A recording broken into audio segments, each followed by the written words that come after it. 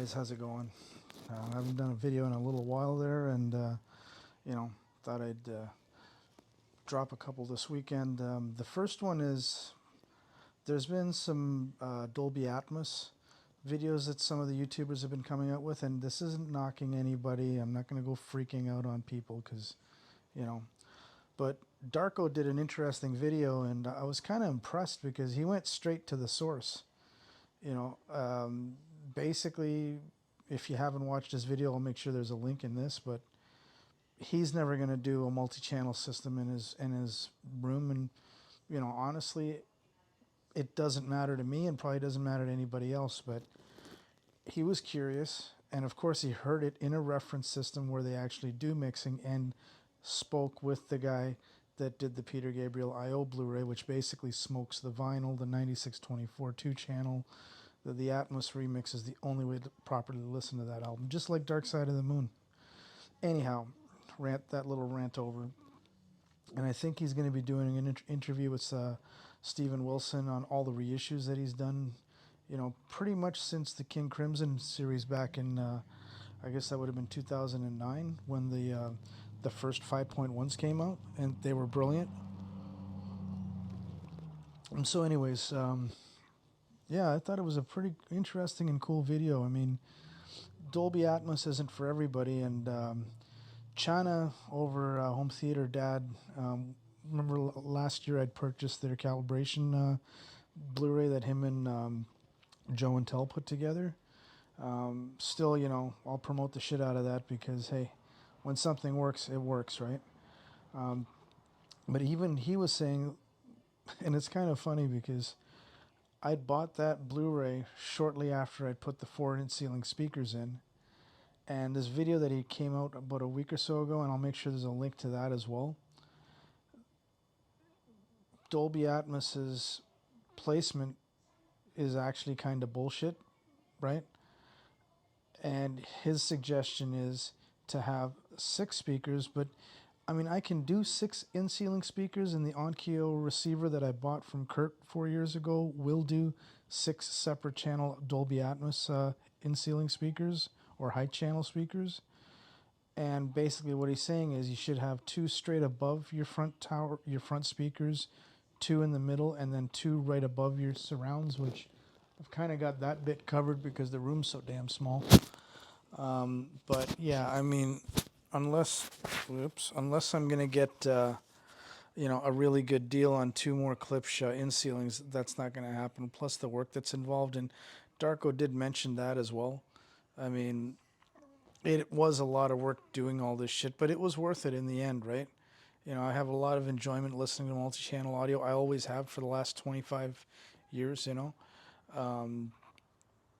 So what else are my thoughts on this? The whole Dolby Atmos thing, it's not for everybody, but the other thing that Darko mentioned that I've told over and over again is I don't give a fuck what anybody says. Apple's spatial audio, Amazon's Dolby Atmos remixes, they sound like crap. Let's be realistic here. But they're a preview to when you want to buy the Blu-ray. And again, I've mentioned this in a video previously, and how come my surround videos don't get any fucking views, guys? Like, what the fuck? Are you guys all 2-channel freaks? Like, nobody gives a shit about 5.1, or in my case, what do I got here set up? I've got 5.2.4. Right, that's it. And yeah, I mean, I've said it in 1,000 videos. I'm a multi-channel guy before I'm a 2-channel guy. Yeah, so I'm having some fun. My PS Audio DAC is still at the shop, and of course they're all at Exponent. Dude, I wish I was there this weekend, but hey, you know, doing a show a month, I can't do it, man. I mean, February was Florida, which is still my favorite show to go to. Dallas was, okay, it was their first year. Let's give it a bit of a rest, but yeah, I kind of wish I was at Exponent, and Leo did invite me to, you know, come up. Ernie also was kind of disappointed I wasn't going. The Canadian Mafia is there, obviously. But other than that, guys, like I said, the DAC It Out event with our Arizona Audio Video Club is at the end of this month. I'm slowly starting to get some contenders in. Geshelli Labs, thank you, Sherry, for sending me the, I think it's the JNOG2 or whatever. It's basically another AKM. It has the AKM 4493 chip, where Leo's has the AKM 4491 chip. It's essentially the same shit. It's just the newer version of the older stuff. So anyways, I did a quick little test yet last night and today, and I emailed Sherry back and I said their DAC is on par with the Black Ice Audio Aries headphone DAC preamp, which has the ESS 9058 Pro chip in it. Who can keep up? But everybody who knows about DACs knows that it's not the chip that makes the noise. It's the analog filtering output outside of it, right? This goes back to the 1980s when everybody was using either Philips chips or Sony chips or, you know, whatever. But it's a really good sounding DAC, but I had to do something to make it a really good sounding DAC. And no, I didn't blow it up. I promised them I wouldn't.